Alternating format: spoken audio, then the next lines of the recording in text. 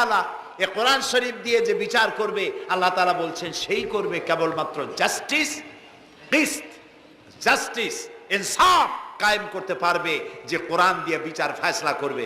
আমাদের দেশে এই যে কোর্ট কাছারি আদালত আছে, এই কোর্ট কাছারি আদালতগুলি কোরআন দিয়ে যদি বিচার করতেন সেটা ইনসাফ হতো।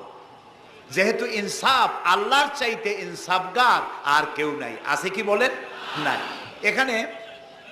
এখানে ধরুন একজন মানুষ যদি একজনের একটা ঠ্যাং ভাঙে ফেলাই দিল, তাহলে বিচার কি হবে?